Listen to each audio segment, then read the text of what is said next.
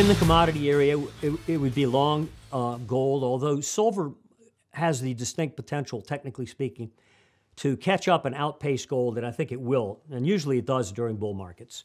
And for the last year, it is not. It slinked back down into a range while gold held near its upper end. So that relationship did not work the last year. But if silver gets above about $18.50, we think it could surge to $25 in a heartbeat. Now, $18.50 is not particularly, that's a couple dollars above the market right now. But that's nowhere near the highs of the last few years, which were, I think, 21.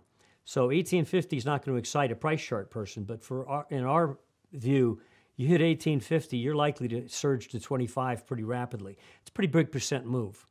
And that wouldn't be the end of the silver move, but that would be the next leg. So silver looks as a potent, of the precious metals, as a potent leg on the upside could easily unfold there.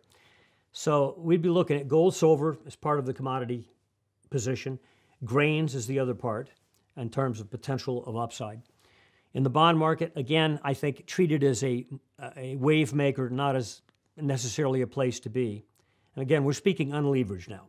You can always leverage something and make more money, but unleveraged, I think its potential downside is less than would be the stock market downside.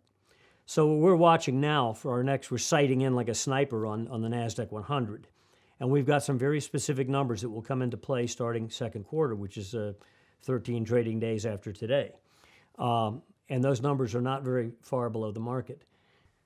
So I would say the other area of good percentage move is short developed markets with a focus on the NASDAQ 100. And again, balancing that out long the EEM against that. So a stock market neutral position. And in the currencies, you can either be short the dollar, long the euro. It's probably 6 of one, half dozen of the other in terms of percentage gain. There are vehicles, of course, for that are leveraged and unleveraged.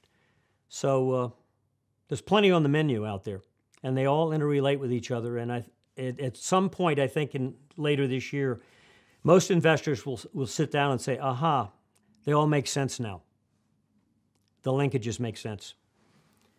Right now, I still think we're in confusion right now, I think, with most investors and most analysts. They can't quite put the pieces together, but I think they will later this year.